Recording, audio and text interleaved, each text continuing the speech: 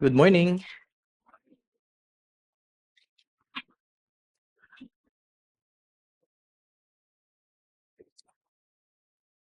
Siguro paki-pray lamang po ako.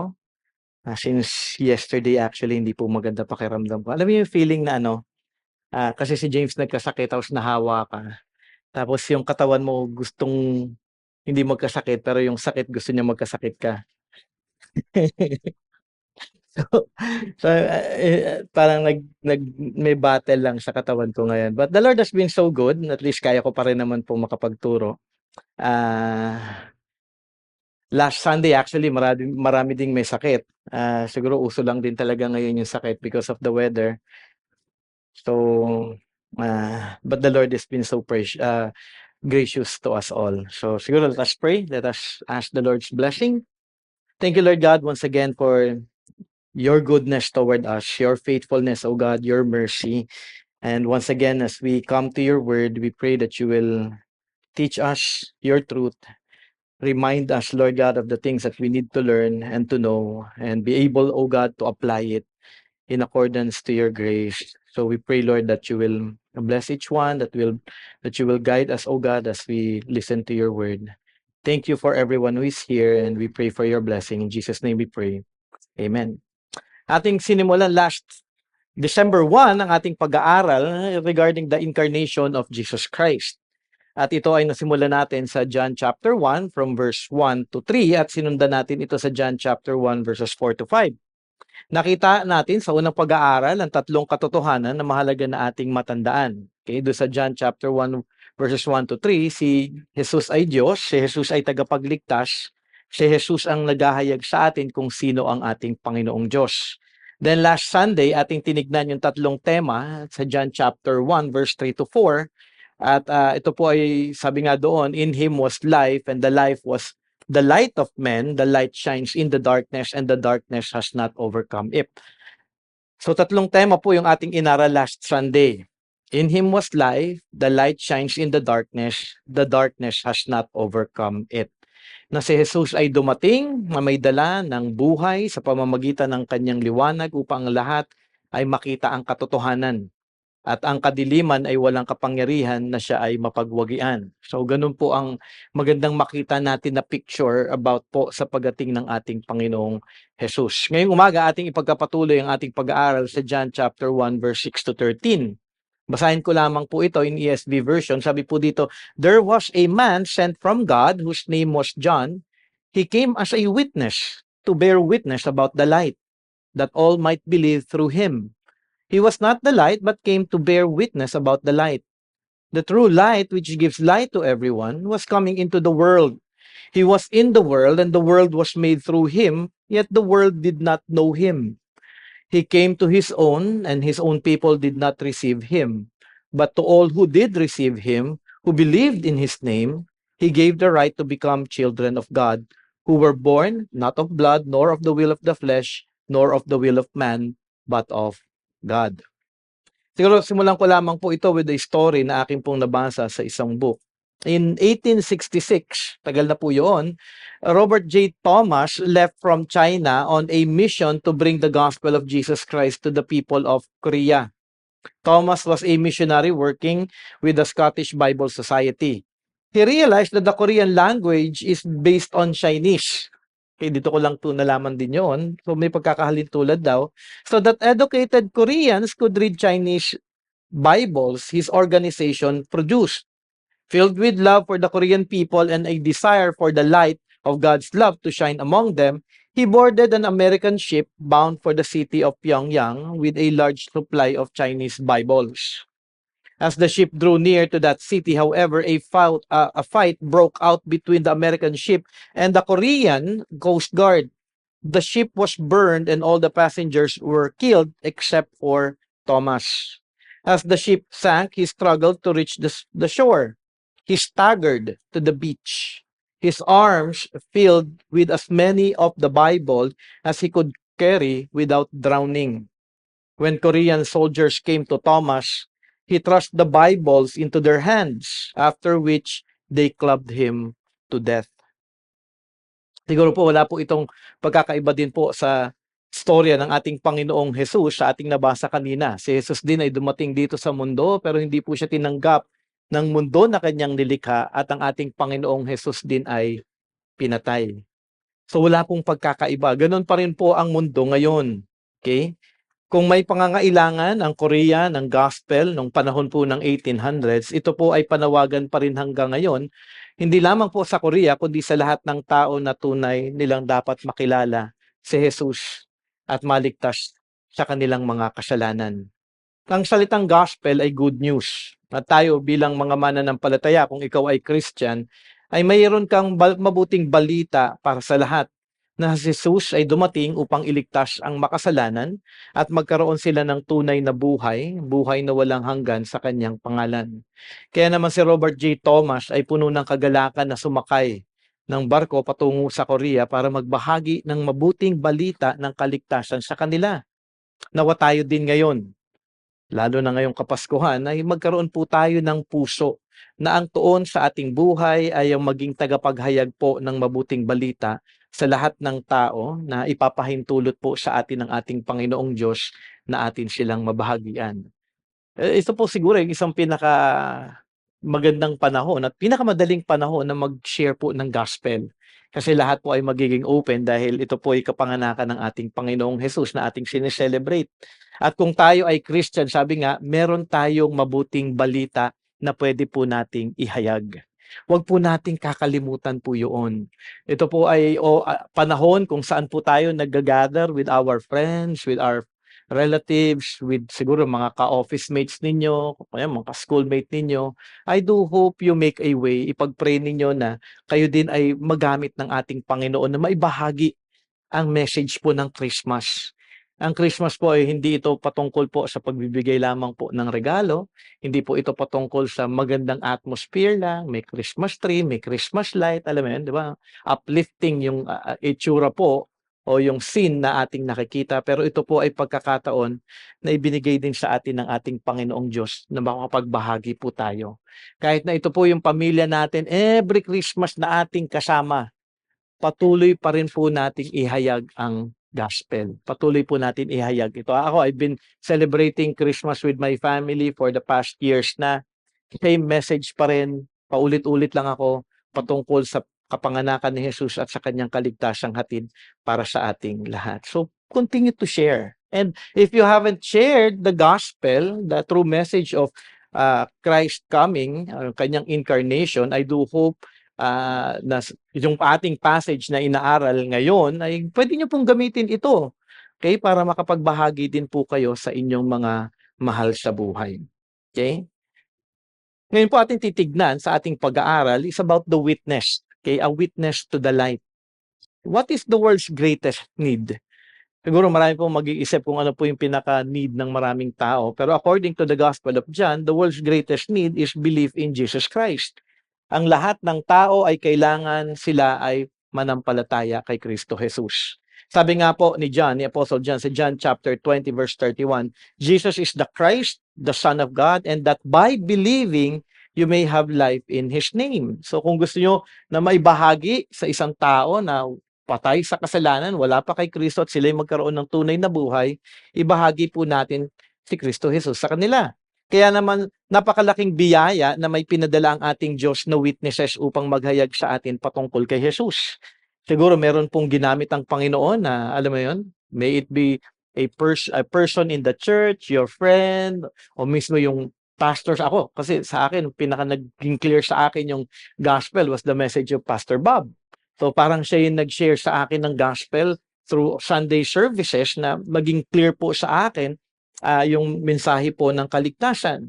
So marami pong witnesses na ginagamit po ang ating Panginoon at pakinggan po natin ito dahil ito po ay paghahayag patungkol kay Kristo Jesus.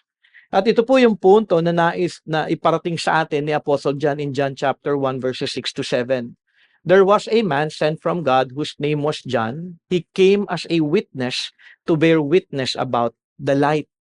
So siya po ay dumating para maging witness patungkol po kay Kristo Jesus, who is the light. Mahalaga ang witnesses upang mapatunayan ng isang bagay na ito nga ay totoo. Kapag may mga nangyayari sa ating bansa, pinaniniwalaan natin ito dahil sa mga credible witnesses, lalo na kung marami po silang naging saksi doon sa pangyayaring ito. Sa ating panahon ngayon, sabi nga, kailangan may picture. Kung wala, hindi ito totoo na nangyari. Na pwedeng sabihin, ay, naggaling ako dito sa lugar na ito. Asan ang picture?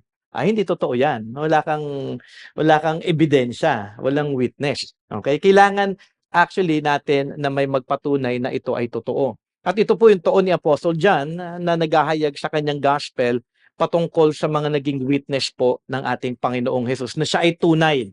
Kasi minsan sasabihin ng mga tao, alam mo yung mga pilosopong tao, lalo na mga Pilipino, maraming pilosopo, paano mo nasabi na totoo si Jesus? Paano mo masasabi na tunay siyang Messiah, na siya ang tagapagligtas? In the Bible, we are to be sure at tayo po sa Bible, alam po natin i-defend na ang Bible ay totoo. Na siya po ay authoritative word of God. Mahalaga po yun. Kaya nga po, siguro kung maalala nyo, inaral po natin yun before in our doctrine teachings about the Word of God. At siguro pwede nyo pong balikan yun. Nasa YouTube po yata natin yun, yung teaching about it, para ma-defend po natin yung scripture na ito ay ang tunay na ating pinanghawakan at ito po ay totoo. Okay? Mahalaga po na makita po natin yun. At makikita din po sa salita ng Panginoon na mismo ang salita ng Diyos ang siyang nagwi-witness sa atin na tunay si Kristo Jesus. Leon Morris, sabi po niya, he is insistent that there is good evidence for the things he sets down. Witness establishes truth. Diba? Importante po yun. Witness establishes truth. What witnesses does, John present, ano nga po ba yung pinipresent na witness dito ni John sa kanyang gospel? Meron pong 8 na ating pong titignan. Sa isahin po natin ito. First is the witness of God the Father. Sabi po sa John 8:18, Jesus says, "The Father who sent me bears witness about me." So clear po ito in Scripture. Mismo ang Diyos Ama, siya nagwi-witness na ang kanyang anak ay tunay na dumating sa mundong ito. Pangalawa, Jesus bore witness to Himself. He said in John 8:14, "If I do bear witness about myself, my testimony is true, for I know where I came from and where I am going."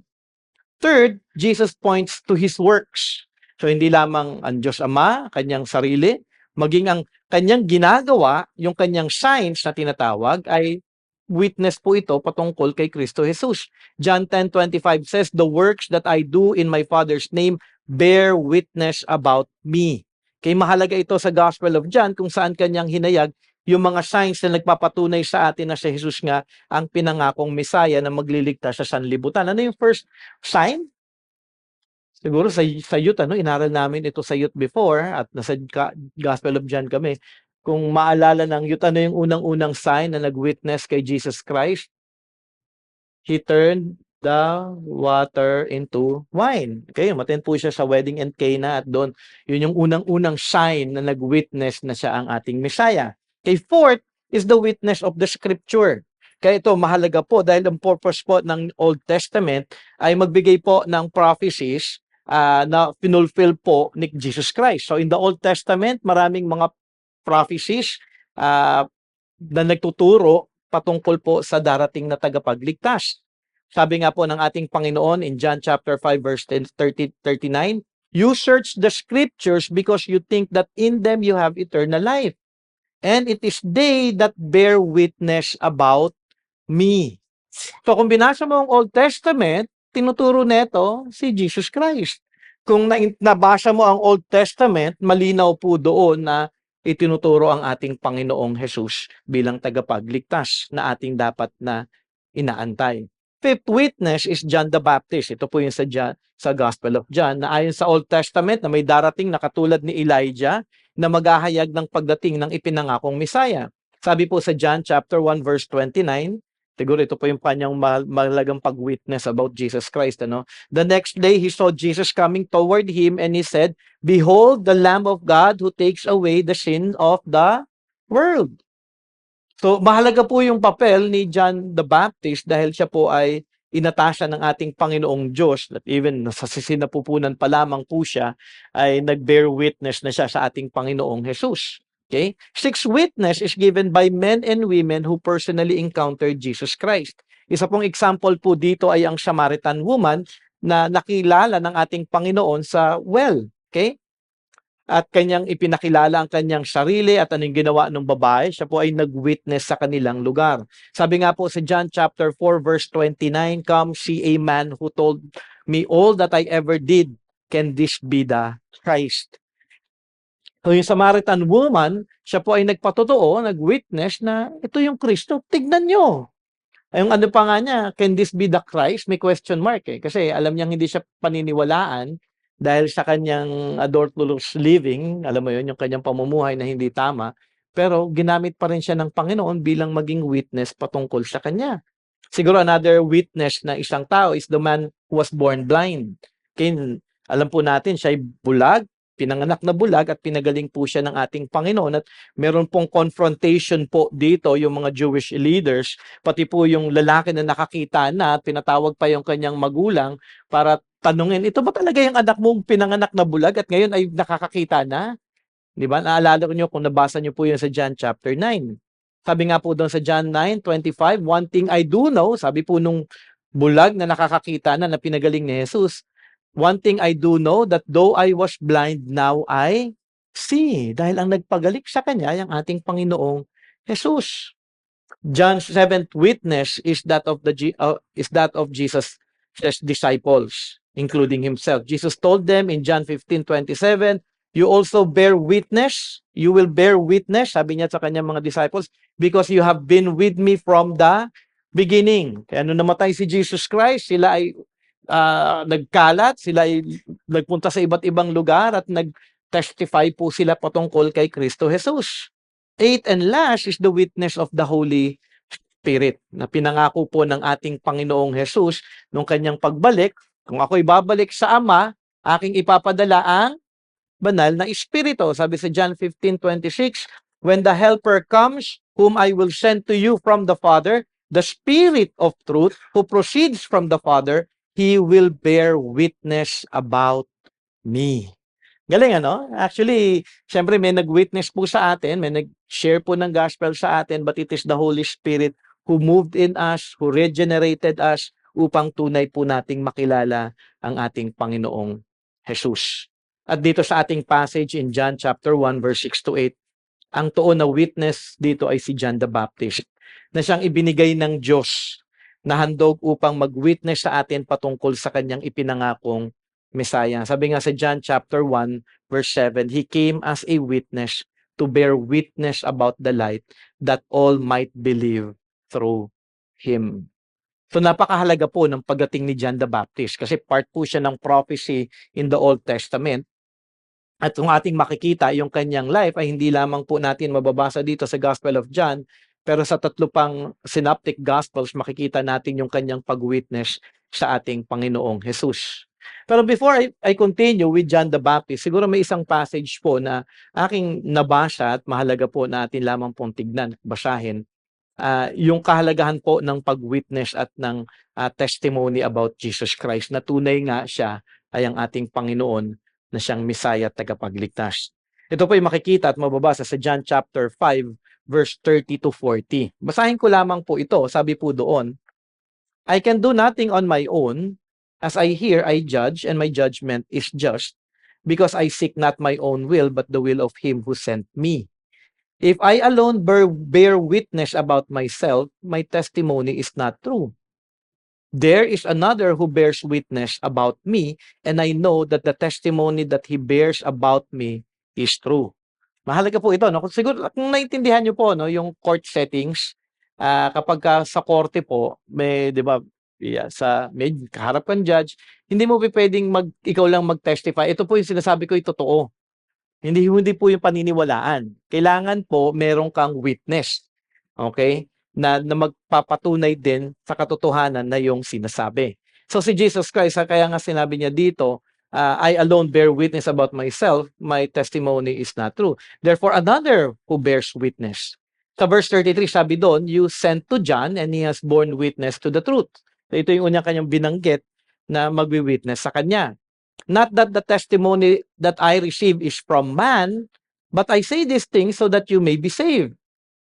He was a burning and shining lamp and you were willing to rejoice for a while in His light. Si John the Baptist po ito. Siya nagbe-bear witness about Jesus Christ. Pinapunta niyo sila doon para malaman ninyo at mapakinggan yung mensahe ni John the Baptist patungkol sa akin na siyang nagwi-witness na ako ay tunay at totoo na siyang tagapagligtas. Verse 36, but the testimony that I have is greater than that of John. Okay? For the works that the Father has given me to accomplish, the very works that I am doing bear witness about me that the Father has sent me. So, nag-witness si John, maganda yung kanyang pag-witness, pero yung pag-testify ko patungkol sa aking sarili na ako'y totoo, mas matindi ito. Dahil may works akong ginawa, yun yung signs, marami po tayong mababasa na signs in the Gospel of John, na ito ay tunay na magpapakilala sa akin na ako nga yung Messiah. Dahil ito yung aking natanggap mula sa Ama. Verse 37, and the Father who sent me has Himself bore witness about me. His voice you have never heard, His form you have never seen, and you do not have His word abiding in you, for you do not believe the one who He has sent. You search the scripture. So yung John the Baptist, yung works niya, ang God the Father na nagwi-witness sa kanya, yung pangatlo. At pang-apat, you search the scriptures because you think that in them you have eternal life. And it is they that bear witness about me. Yet you refuse to come to me that you may have life. So ibig sabihin, may apat po na nagwi-witness na mahalaga na ipinapakita at itinuturo dito ang ating Panginoong Jesus. Pero ano po yung response po ng mga tao? Verse 40, you refuse to come to me that you may have life. Malinaw actually sa Gospel of John ang kahalagahan ng witness upang ang isang tao ay tunay na manampalataya kay Jesus. Pero alam din natin na napakahalaga po ng grace upang ang isang tao din ay tunay na manampalataya sa Kanya. Kahit na po paulit-ulit po ako na magsabi sa inyo na may nagwi-witness patungkol kay Jesus, apart from God's grace, hindi nyo talaga siya makikilala. Kahit na paulit-ulit nating basahin ang Bible, 'di ba? Maraming mga tao nagbabasa ng Bible pero hindi pa rin sila kumikilala kay Kristo Jesus. Mahalaga po na makita niyo po ang katotohanan ito dahil ang ating inaaral ay napaka-importante. Hindi po lahat ng church inyo pong mapapakinggan ang katotohanan ng gospel. And we are so blessed by the grace of God. Inaalaw po niya na tayo po ay makapakinig ng tunay na gospel patungkol kay Kristo Jesus na siya ay tunay na tagapagligtas. Sa dami po ng witness o patotoo patungkol kay Jesus, aking dalangin sa inyo ang halimbawa po sa Mark 9 verse 23 to 29. And Jesus said to him, if you can, all things are possible for one who believes. Ito po yung context po nito, yung isang lalaki, yung kanyang anak ay, alam mo yun, may sakit at that time, and then hindi mapagaling ng mga disciples at that time, o nagko-convulsion siya, parang ganon. At tapos hindi po siya mapagaling ng mga disciples, dumating si Jesus Christ. At sabi po ng ating Panginoong Jesus, all things are possible for one who believes. Verse 24, immediately the father of the child cried out and said, I believe, help my unbelief. Siguro ang pinaka-importanting makita natin as we go through the witness of John, tunay si Kristo Jesus. Maaari po kasi itong nasa isip nyo lamang, yeah, Brother Jay, I believe naman in Jesus Christ Pero kung walang true conversion, walang true transformation, wala talagang love for God, wala talagang, alam mo yon, yung desire to know God, serve God, and offer your life as a living sacrifice for God, ang magiging mangyayari po sa inyo kasi talaga, yung walang commitment sa church, walang commitment to Christ talaga, ang mangyayari sa inyo, professing believer lang kayo. You just profess, but you are not transformed. What you need to know is that it is not just about knowledge. It's not knowledge that will save you. It is faith. It is believing. And if you truly believe, it will bring transformation. It will bring a new life in Jesus Christ. It will bring a life na alam niyo yung life that turns away from sin. A life that turns away from self. Lahat ng tao, maraming tao magsasabi, I believe, I know. Meron nga akong kausap lang recently, Alam kong hindi siya Christian pero palagi niya sasabihin kung will ni God. Alam mo 'yun, meron siyang mga statement, jargon ng Christian jargons na parang akala mo Christian, pero hindi siya Christian. Dahil alam ko at kilala ko siya, eh. Pero professing lang siya. And I do believe, ako for 13 years na nandito as a pastor, hindi po nagbago yung aking message. And when I see a person and the life of that person, alam ko kung Christian o hindi dahil alam ko na yun, ang tagal ko nang nakikita sa scripture, eh. And I don't want you to fall into a situation na parang you just know. May witness ang scripture about Jesus Christ. Kahit anong sabihin po ng Bible sa inyo, kung hindi din kayo magpapakumbaba, katulad po nung lalaki dito, before Jesus Christ, sabi niya believe, sabi niya dito na ang kailangan niya din ay ang biyaya ng Panginoon, help my unbelief. Ano yun, nung nauna ko nabasa itong passage na ito noon, yun din yung naging prayer ko, eh, Lord help me with my unbelief. Maaring tingin ko I believe, then pray to God. You may have that true realization dapat sa inyong mga sarili that it's not just about knowing but to have real faith. Pray to God, ask for His mercy and grace. Lord, help my unbelief. Sa lahat ng witness na ating nakita sa Bible patungkol kay Jesus, ipanalangin din niyo na tunay kayong manampalataya talaga sa Kanya. Pananampalataya na tunay na nagresulta ng kaligtasan. Hindi pananampalataya na alam lang o sa isip lang, kundi pananampalataya na tunay na naghahatid ng pagbabago sa buhay.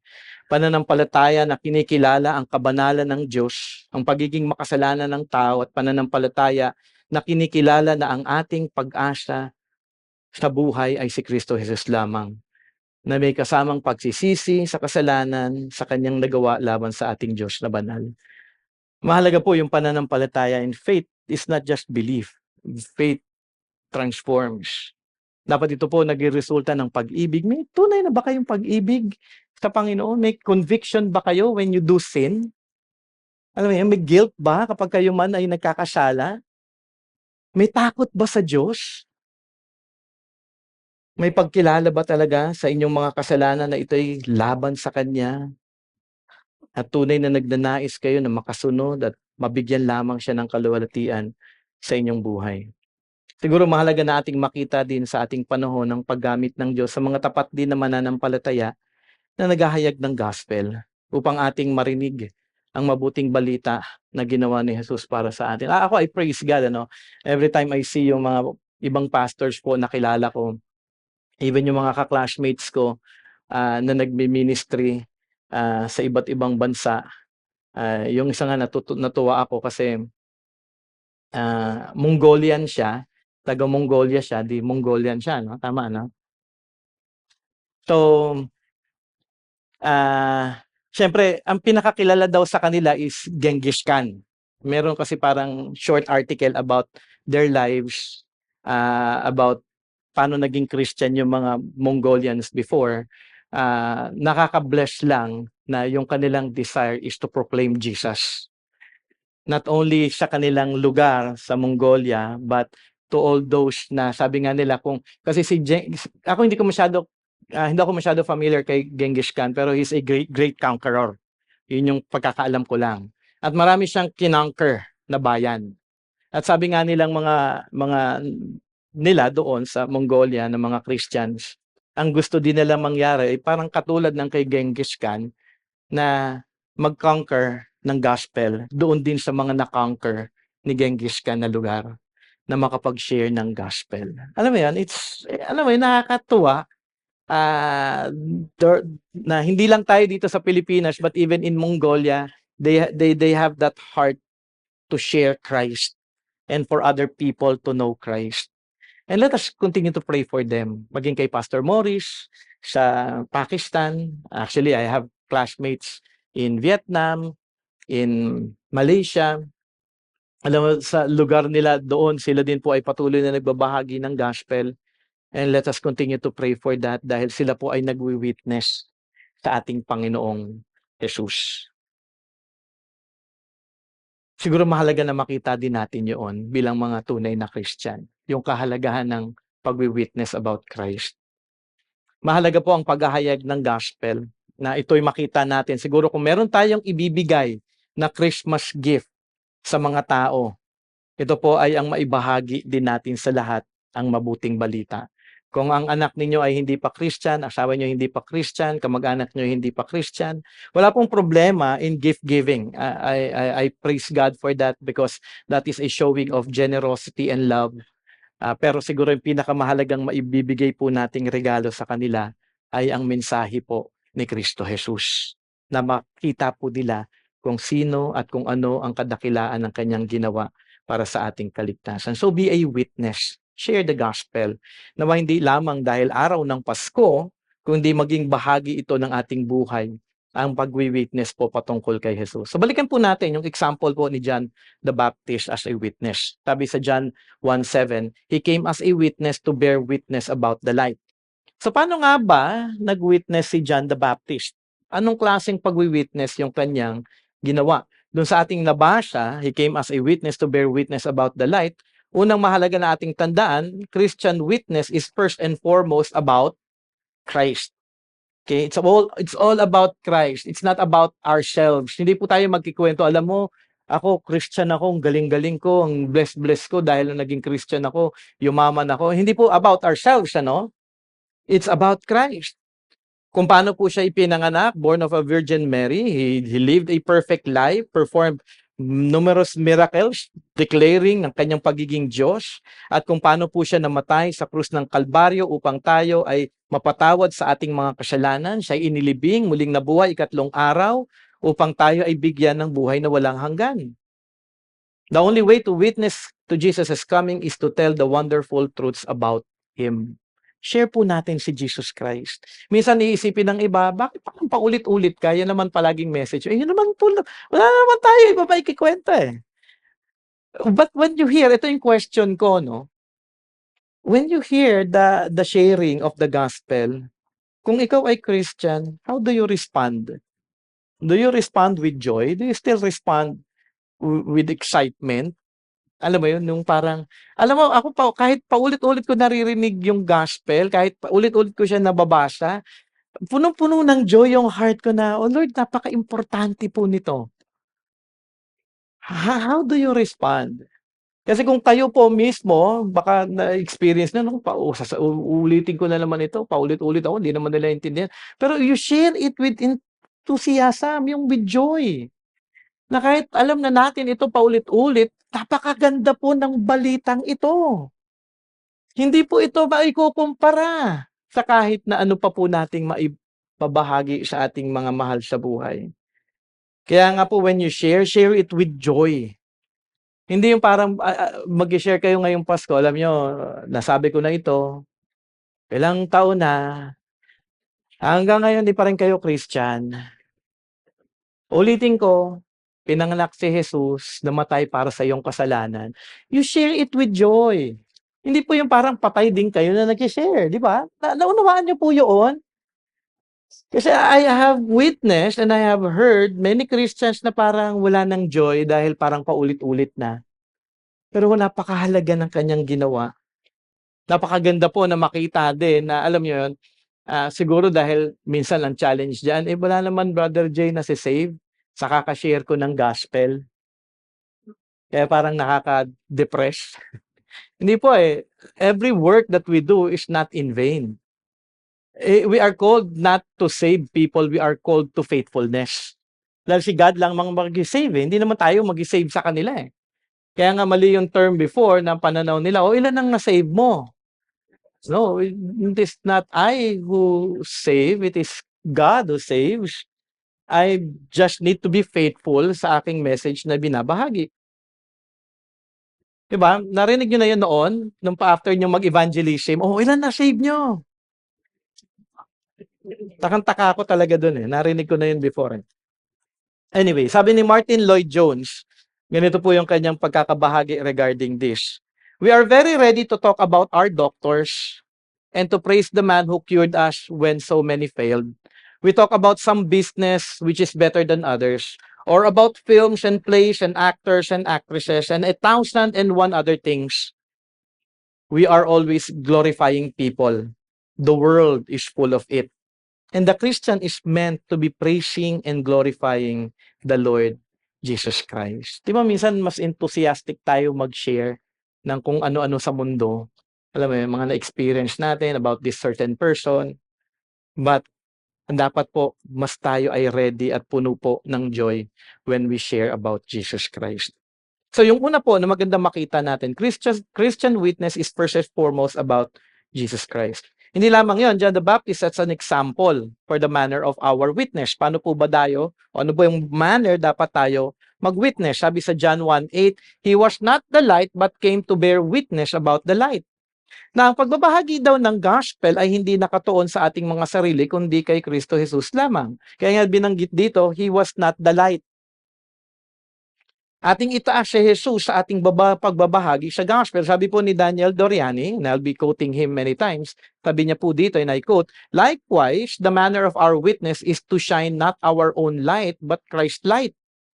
Just as a lamp requires oil, we depend on our fellowship with Christ and the Holy Spirit's enlivening presence so that Christ's light will shine through us.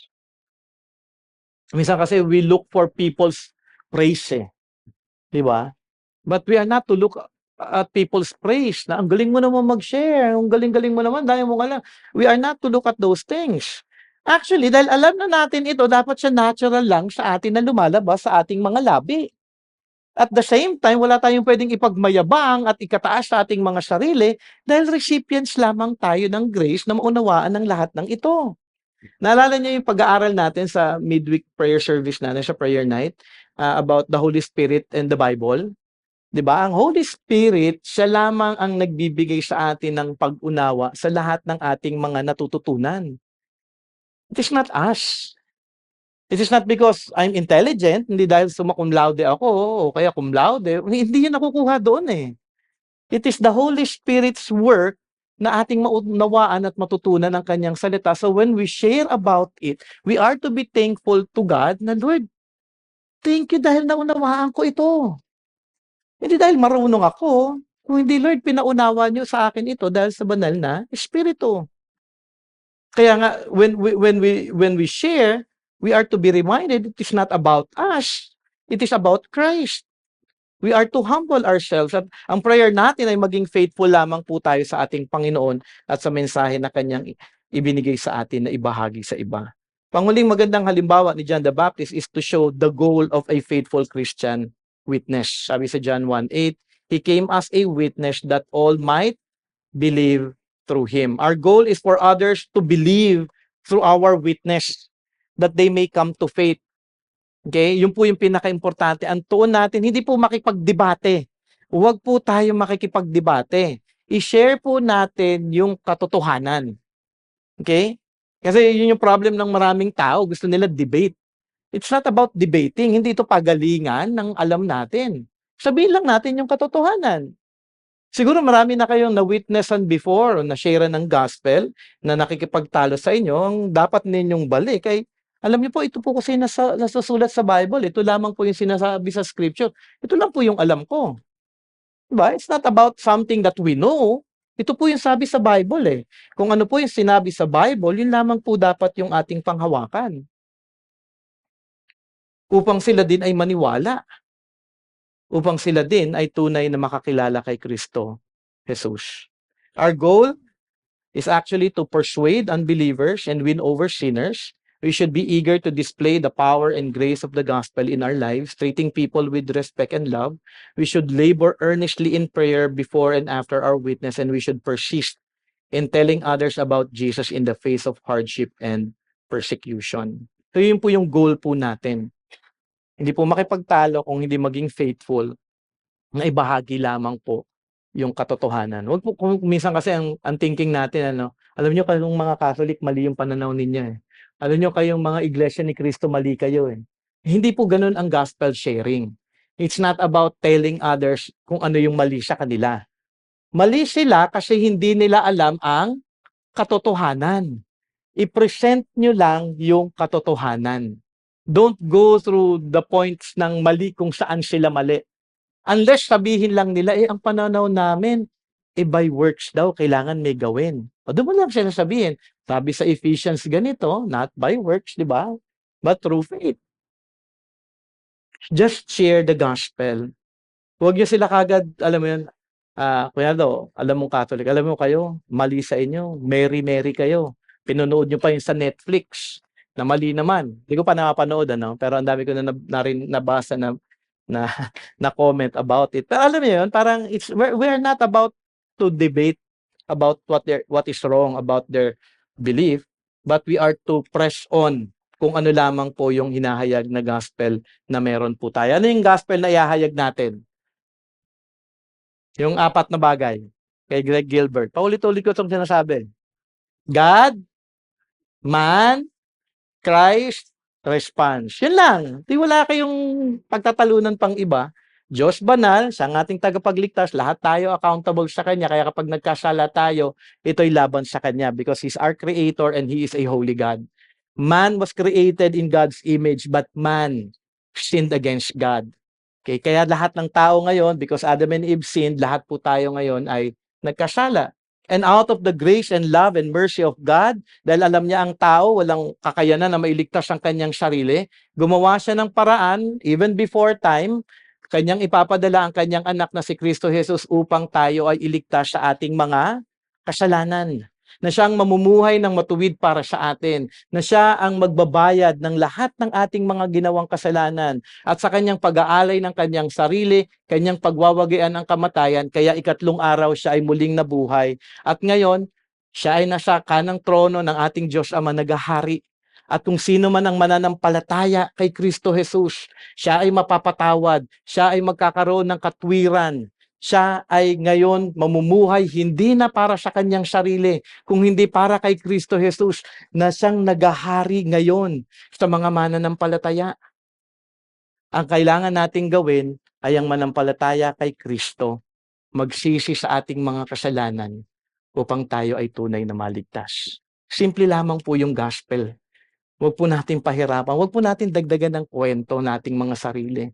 Maging diretsa lamang po tayo kung ano ang katotohanan na inahayag po ng salita ng Panginoong Diyos. So ito po yung pag-witness ni John. Mahalaga na makita po natin. First and foremost, it's about Christ. The manner of our witness is with humility and faithfulness. The goal of a faithful Christian witness is to lead other people to believe in Jesus Christ. As we go on, the true light. If we are looking for a summary statement to focus our witness to Jesus, we can find it in John 1:9. The true light which enlightens everyone was coming into the world. Yung word po na true carries the idea of genuine or real. Totoo po ito. So the true light, may tunay na ilaw na sinasabi po dito si Apostle John. Dahil marami pong nagpapanggap na light, di ba? May angel of light na sinabi sa Bible na magpapanggap, pero hindi po sila, na wala naman po sa kanila ang katotohanan, kundi sila ay naglilinlang lamang sa maraming tao. But Jesus is the true light. Si Jesus lamang ang tunay na nagpakita sa atin ng katotohanan patungkol sa Diyos, katotohanan ng salita ng Diyos patungkol sa tunay na buhay. Si Jesus lamang ang tunay na nakapagpabago ng puso ng tao, at siya lang naggabay sa atin kung ano ang katwiran at tama sa harapan ng Diyos na banal. Ang siyang makakapaghatid din sa atin sa harap ng Diyos Ama sa langit. Si Kristo lamang po ito. Siya ang true light na dumating at nawa tunay nyo nga siyang nakilala na. Pero nga po ba yung greatest blessing of believing? Okay, the greatest thing about Christ's true light is what it does for everyone whose heart's open to receive it in faith. Sabi po ni Apostle John in John 1:12-13, to all who believe in Him, who believed in His name, He gave the right to become, ganda no, nung pangako na to, no? Children of God. I'm a true believer because of the grace of God and because of His mercy toward me. Ako po'y anak ng Diyos. At assured po ako doon dahil sa biyaya po ng Panginoong Diyos na ibinibigay sa atin. At nawa kung kayo din po ay tunay na mananampalataya, di ba napakasarap mapakinggan na kayo ay children of God. Di ba? Hindi parang yung iba, gusto ko sana children of sana ako. Of MVP, children of someone na mayaman ni Bongbong Marcos. Hindi po, mas higit pa tayo kahit na sabihin niyo po kayong anak ng hari ng Europa, tayo po ay children of God. 'Di ba? Sabi nga, He gave the right to those who believe ha. May condition ito, hindi tamang basta't ako nag-a-attend ng church, children of God na ako. No, baka children of the devil kayo kung wala po talaga kayong pagkilala at tunay na pananampalataya kay Jesus. He gave the right to become children of God who were born not of blood, nor of the will of the flesh, nor of the will of man, but of God. Grace. Pagkilos ng Diyos sa atin. Tayo naging anak, hindi dahil may ginawa ako, hindi dahil, alam mo yon. Alam mo, trinace ko yung aking buhay, galing pala ako kay David. Hindi yun. Kaya nga, not of blood anymore eh. Di ba? Baka meron sa inyo, nagkitrace pa ng ninuno niya. Alam mo, galing pala ako doon sa mga kapatid ni Jesus. Di ba? So, hindi po yun eh. Kaya nga, malinaw po dito, not of blood, nor the will of the flesh, nor of the will of man. Hindi ito dahil ako gusto ko maging anak ng Diyos. Period. Basta't ako anak ng Diyos. Pero hindi ako naniniwala kay Kristo Jesus. Hindi po pwede yun. Not by the will of man. Because it is only of God. Daniel Doriani said, faith means believing and receiving Jesus Christ as He has revealed Himself in His person, His character, and His saving work. So do you believe Jesus Christ kung sino siya? Siya ay Diyos, tagapagligtas, Messiah. Kinikilala mo ba si Jesus na siya ay Diyos in terms of character, that He is perfect, that He is holy, okay? That He is loving, merciful. At do you believe in Jesus Christ in His saving work? O do you still believe dahil ako'y nag-pray palagi, nag-attend ako ng church? Hindi po yun, but in the saving work of Jesus Christ. Ito ay hindi pagkasabi lamang na I believe, pero hanggang sa isip lang at walang hatid na tunay na pagbabago sa buhay na nakaayon na sa ginawa ni Jesus para sa Kanya. Maraming tao magsasabi na I believe in Jesus, meaning that they accepted Him and He existed or even appreciate Him in some sense. But that is not what is meant by receiving Jesus Christ, and it does not constitute saving faith. Faith requires us personally to believe Jesus as He offered Himself as the Savior for our sin. Believing in Him, kung ano po ang Kanyang ginawa para sa atin. At ganito po yan eh, if you believe that Jesus Christ saved you from your sin, niligtas ako ni Jesus sa aking mga kasalanan, naniniwala ka ba doon? Kung naniniwala ka doon, ano yung response ng isang Christian? Dapat merong pagtalikod sa, di ba? Hindi sasabihin mo, I believe in Jesus Christ, that He died for my sin, pero okay na okay ka mamuhay sa kasalanan. Hindi pwede yun. Kung ikaw nagkasala man, ano yung dapat gawin ng isang Christian? Dahil lahat tayo nagkakasala, ang Christian pa rin, kung siya'y tunay na Christian, siya ay kaagad na mag-repent at may conviction. Hindi niya hayaan yung kasalanan na ito na magpatuloy sa kanyang buhay, kundi tatalikuran niya ito dahil nagnanais na siya, dahil siya'y naligtas na dapat siya namumuhay na sumusunod kay Kristo Jesus. So yun yung belief. Huwag niyo sasabihin sa akin that you believe but you live in a life of sin. You don't believe. Don't fool yourself. I'm just being honest right now dahil ang dami pong mga tao, they fool themselves na they believe but they live in a sinful life.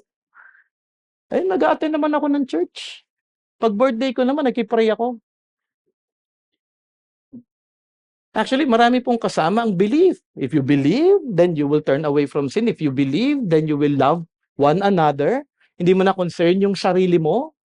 Diba? Ang una mong iisipin ay katulad ng pamumuhay ni Kristo Jesus. So marami po itong dapat resulta sa buhay na tayo ay lalong lumalago. Kaninong karakter? Kay Jesus Christ. Diba? Naging mas maawain ka na ba ngayon sa inyong kapwa?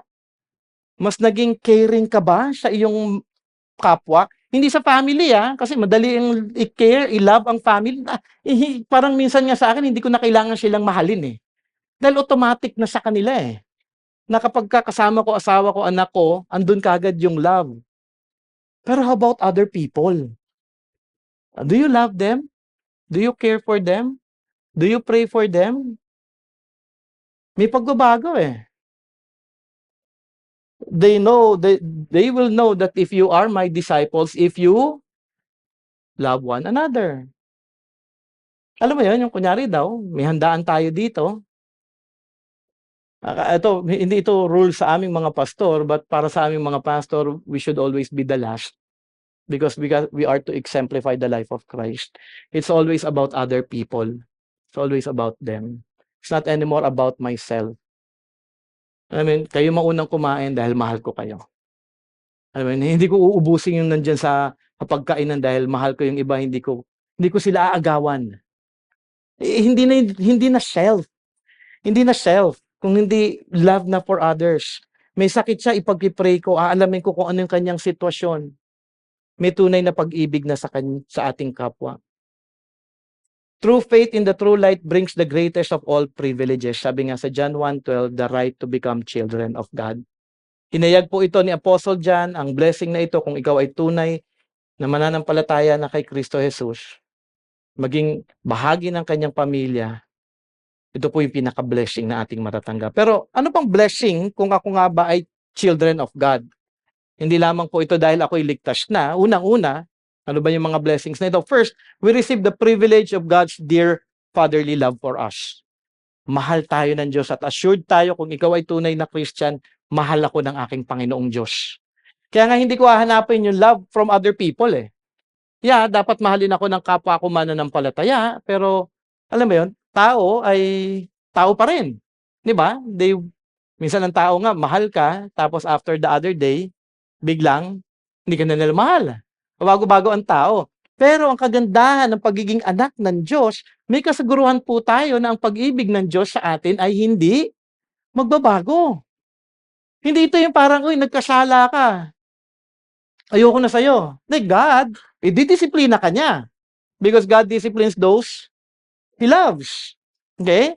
At ibabalik ka niya dapat sa tama mong landas. Pero minsan, di ba tayo kapag nakagawa tayo ng medyo matindi sa ating kapwa, yung ating kapwa, ano yung gagawin minsan? Hindi lahat, Ay, ayoko na sa kanya.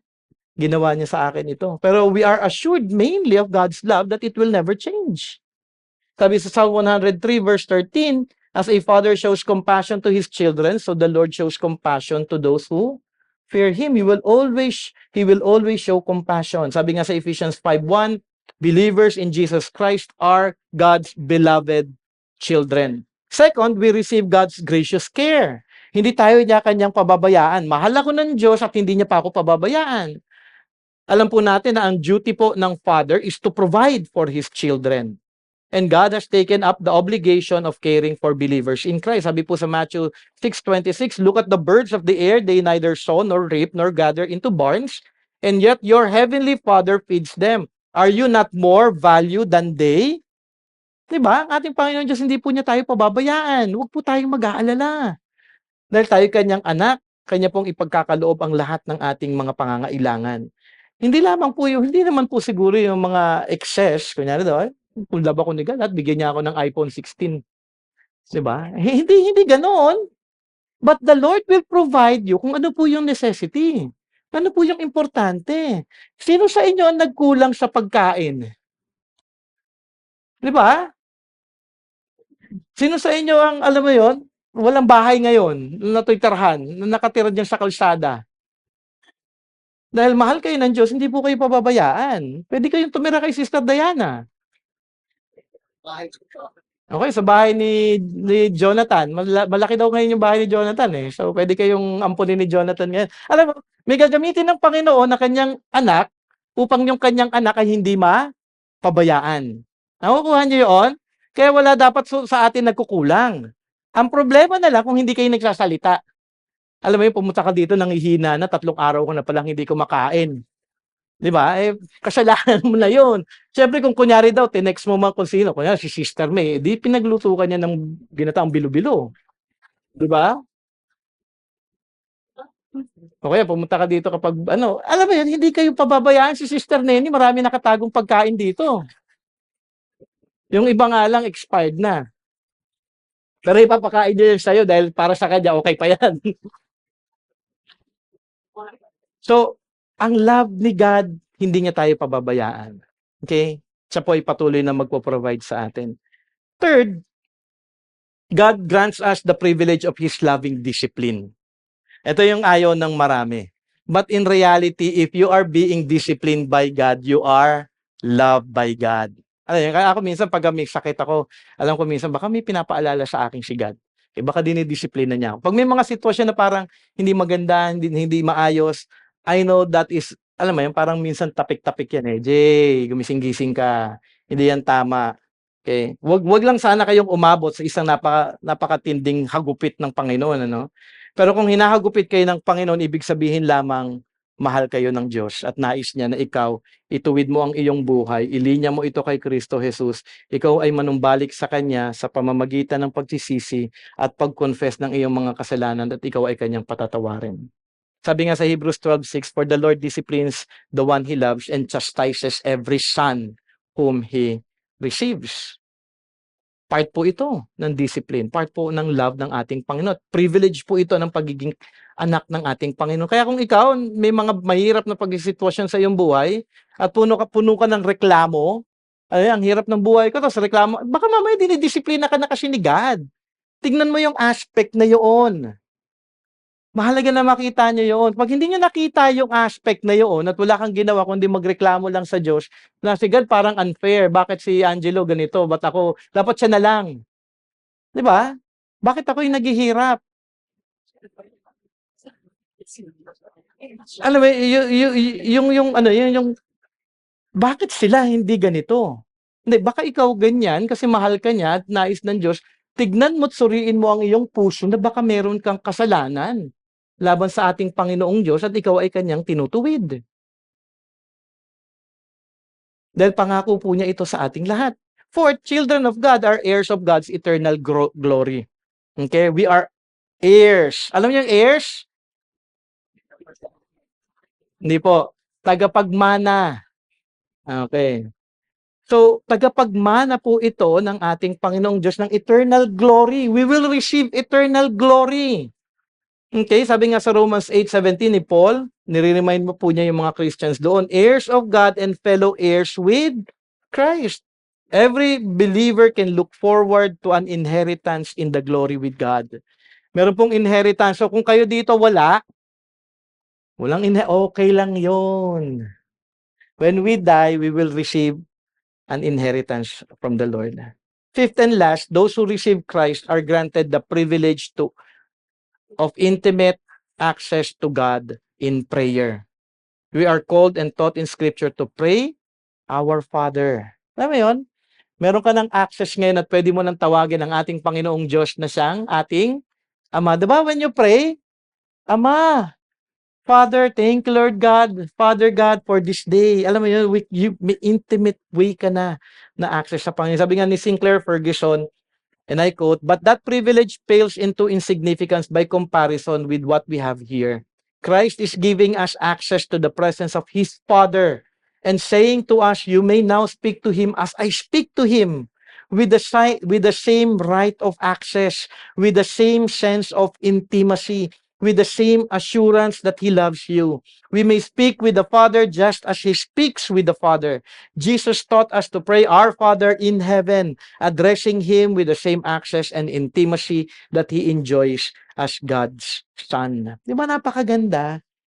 Yung access ni Jesus Christ, yun din po yung access na natin sa ating Panginoon. Kaya nga John 1:12 says that this privilege are available to one and to all through faith in Jesus Christ. Sabi po doon, but to all who did receive Him, who believed in His name, He gave the right to become the children of God. Ang katanungan ngayon, ikaw nga ba ay tunay na nanampalataya na kay Jesus? Kung ikaw ay isa na kay Jesus, iyo nga din bang nakikita at nararanasan ang mga biyayang ating napag-aralan ngayon? Do you experience it? Totoo ba ito sa inyong buhay? Do you cherish it? Ito mga blessings po na ito. Mahalaga po na makita po ninyo ito kung kayo ay tunay na mananampalataya. Ikaw nga ba ay isa ng anak ng Diyos? Lastly, light for the darkened world. Mahalaga po makita natin itong huling bahaging ito. Sabi po sa John 1:9, the true light which comes The true light which enlightens everyone was coming into the world. Hindi ibig sabihin nito lahat ay mananampalataya sa Kanya. Alam natin na maraming tumalikod kay Jesus. At makikita natin yung katotohanan ito sa John 1:10. He was in the world and the world was made through Him, yet the world did not know Him. So dumating si Jesus upang iligtas ang tao sa kasalanan. Ginawa ni Jesus ang lahat na magpapatunay na siya ang ipinangako ng Diyos na tagapagligtas. Pero ang mundo hanggang ngayon ay patuloy pa rin na tumatalikod sa lahat ng katotohanan na inihahayag sa kanila. Ito actually ang nakakalungkot na katotohanan. John 1:11 sabi nga, He came to His own and His own people did not receive Him. Ang toon dito ni Apostle John ay ang bayan actually ng Israel at sa ngayon sa mga hindi po nananampalataya sa Kanya. In John 1:10 ay paghayag po ng pagdating ni Jesus sa mundo na Kanyang nilikha, ngunit hindi siya kinilala ng mundo kung sino siya. Ito ay paghayag lamang ng tunay na kalagayan ng tao, na ang tao ay makasalanan at nananatili sa kadiliman at nangangailangan ng liwanag ng ating Panginoong Jesus. In John 1:11 ay ang paghayag ni Jesus ng Kanyang pag-abot sa kanila, pero siya pa rin ay tinalikuran at hindi tinanggap. Bakit hindi nila tinanggap si Jesus bilang Messiah? Sabi po ni Daniel Dorian, ito po yung kanyang explanation. They don't want to trust and worship a Messiah. They want to be Messiahs. They want to be worshipped. Instead of humbling themselves before a Savior, the moral achievers want to be glorified for their own works. The irreligious love darkness because it provides a cover for their sin. But the religious unbeliever loves the darkness because it makes him seem so much better by comparison. End of quote. Siguro sa ating konteksto at sa ating pag-unawa sa ating kalagayan, bakit ayaw ng tao kay Jesus? Ayaw nila kay Jesus dahil maihahayag ang kanilang kasalanan. Yun yung pinakaayaw nila. Ayaw po ng tao ito. Kaya minsan when you sasabihin lang nila, 'di ba, makasalanan ako. Ba't ayaw nila itong i-specify? Natatakot sila. Dahil ayaw nilang maihayag ito. Ayaw nila kay Jesus dahil mahal nila ang kanilang sarili at ang kanilang kasalanan. Yun po yung problema ng tao. Ayokong iwan ang aking bisyo. Ayokong iwan yung aking high standard of living. Ayokong iwan yung mga bagay na mahal ko at nakasanayan. Kaya ayaw nila kay Kristo Jesus. Ayaw nilang talikuran ang kasalanan at ayaw nilang manampalataya sa Kanya. Ayaw nila kay Jesus dahil gusto nila sila ang bida sa lahat ng storya. Mabuti naman ako Hindi naman ako katulad ng iba. Ayaw nila kay Jesus dahil ayaw nilang mawala ang mga bagay na akala nila ay mahalaga at nakakapagbigay sa kanila ng kasiyahan. You are being fooled sa inyong buhay kung ang tingin ninyo ngayon sa buhay ninyo na apart from God, masaya kayo. Pero kung yung ginagawa ninyo na kasiyahan ninyo ay hindi ayon sa kalooban ng Diyos at kasalanan laban sa Kanya, kaya ayaw niyong tanggapin si Kristo Jesus. Ayaw niyo siyang kilalanin bilang Panginoon at tagapagligtas. Ayaw nila kay Jesus dahil ito ang tunay na katayuan nating lahat. Dahil tayong lahat ay makasalanan. Walang exempted po sa ating lahat. Dahil ito po ay patunay lamang ng katotohanan po na ating nakita sa Romans chapter 3 na ang lahat ay nagkasala at hindi po nakaabot sa kaluwalhatian ng Diyos. Dapat nyo pong makita na kayo ay makasalanan. Kaya ayaw nyong kilalanin si Kristo Jesus. Pero you have to let go of that.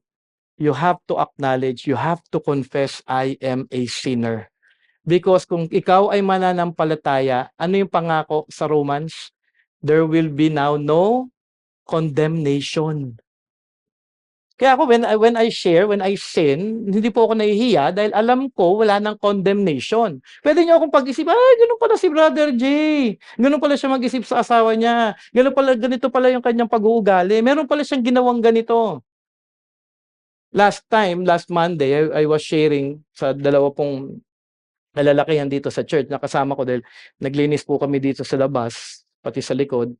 Nag-share ako about who I am when I was younger, nung wala pa ako kay Kristo Jesus. And minsan parang nakakahiyang sabihin kung sino ka dahil syempre pastor ka. Siguro hindi ko alam kung anong iniisip ng dalawa sa akin eh.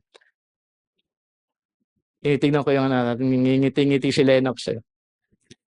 Pero sabi ko sa kanila, after kong ibahagi yung aking pamumuhay na makasalanan, sabi ko, alam niyo, ito ang dahilan kung bakit ako punong-puno ng pagpapasalamat sa Diyos dahil pinatawad niya ako sa lahat ng ito. At ngayon napalaya niya na ako doon sa mga kasalanan na yon, hindi na ako namumuhay doon. Kaya nga sabi ko sa kanila, napakahalaga na kung ikaw ay Christian, may tunay kang pagkilala sa iyong pagiging makasalanan.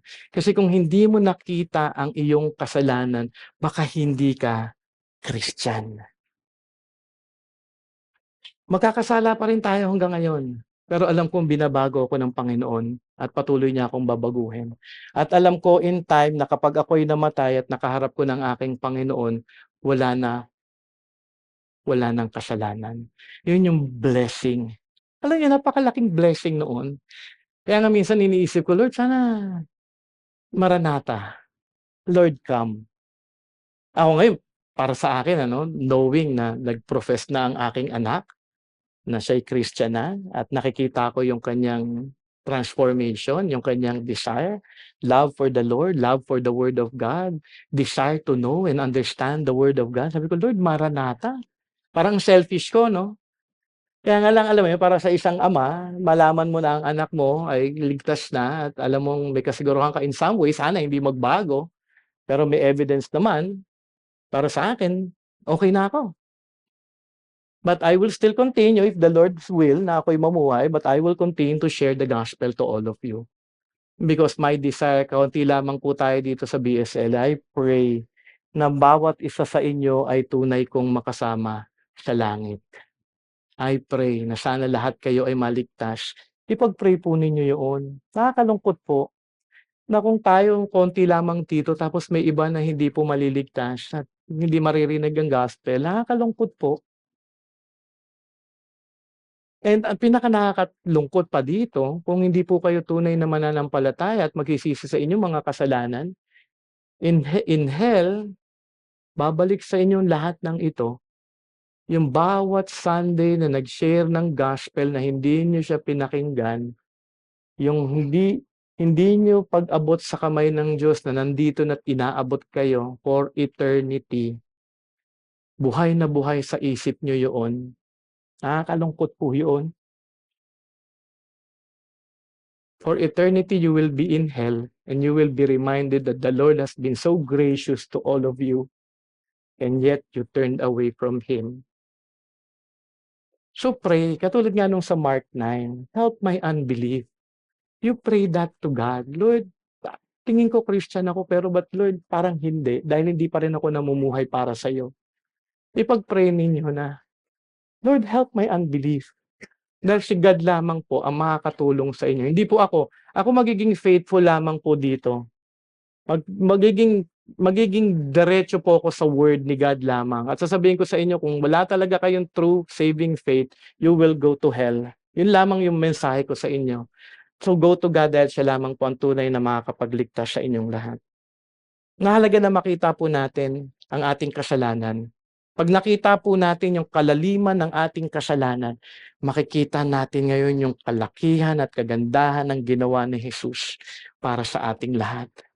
Kaya po parang hindi mahalaga si Kristo kasi hindi niyo nakita yung gaano kalaki ang kasalanan ninyo eh. Yun lamang po yun eh. When I heard the gospel by grace, the Lord opened my eyes and my heart. Napakamakasalanan ko pala. Napakalayo ko sa ating Panginoong Diyos. And you are to pray for that na Lord, buksan yung mata ko na napakayabang ko, napakamakasalanan ko upang makita nyo talaga na napakahalaga ni Kristo Jesus. Ikaw nga ba ay tumugon ng may tunay na pananampalataya na kinikilala ang ginawa ni Jesus? Na ikaw ay makasalanan man, nakita mo sa biyaya ng Diyos na si Jesus ay dumating upang mamuhay ng matuwid at walang kasalanan para sa iyo. Naunawaan mo ba ang katotohanan ito? Hindi ka matuwid, si Jesus ang naging matuwid para sa iyo, kaya siya liwanag. Pinapakita ni Jesus ang katotohanan ng iyong tunay na kalagayan at makita mo ang tangi mong pag-asa ay si Jesus. Ikaw na makasalanan, nakita mo na ba na may nagbayad na para sa iyong mga kasalanan? Na si Jesus ang nag-alay ng kanyang buhay sa krus ng Kalbaryo para pagbayaran ang kasalanan mo. Ito ba ay naging malinaw na sa iyo? Dapat ikaw ay magbayad, tumanggap ng kaparusahan, pero si Jesus dumating para maparusahan sa kasalanan mo. Kaya si Jesus ay liwanag upang makita mo na hindi mo kayang pagbayaran ang kasalanan mo at ang tanging mong pag-asa ay si Jesus lamang. Nakita mo na ba na ikaw ay makasalanan at si Jesus ay namatay at inilibing at ikatlong araw ay muling nabuhay at pinagwagian ng kamatayan upang ang taong mananampalataya sa Kanya ay magkaroon ng buhay na walang hanggan, na ikaw ay napatawad at bahagi na ng pamilya ng Diyos dahil pinagwagian na ni Jesus ang kasalanan at kamatayan para sa iyo. Kaya si Jesus liwanag para makita mo na wala kang pwedeng maipagmayabang at masabi na ang kaligtasan ay dahil sa iyo, dahil si Jesus ang patunay at katotohanan na ang tao ay tanging maliligtas lamang sa pamamagitan niya. Kaya sabi ni Jesus sa John 1:13, who were born not of blood, nor of the will of the flesh, nor of the will of man, but of God. Let me end with the story I started earlier. The Korea to which Thomas came was dark and barbarous, a fitting representative of the whole world to which Jesus came. But Thomas's example shows that even in death, the light of Christ shines in the world. It shows, despite all appearances, that John 1:5 is true. The light shines in the darkness, and the darkness has not overcome it. The gospel light first shined in Korea the day Robert Thomas died on the beach at Pyongyang. After he was clubbed to death, the Korean soldiers picked up the Chinese Bibles that Thomas had so sacrificially brought to their shores. Some of them could read them. They kept them, and in time, some put their faith in Christ. From that beginning, reinforced by missionaries who followed, the light of the gospel shined so that Christ was known to the people of Korea. In South Korea today, Christianity has displaced Buddhism as the majority religion, and it is one of the few Far Eastern countries with a substantial Christian population.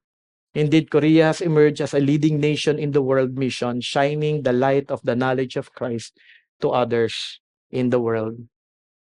Kaya nga po even in darkness, there will always be light because the Lord is so good. Let me end with the words of encouragement ni Daniel Doriani.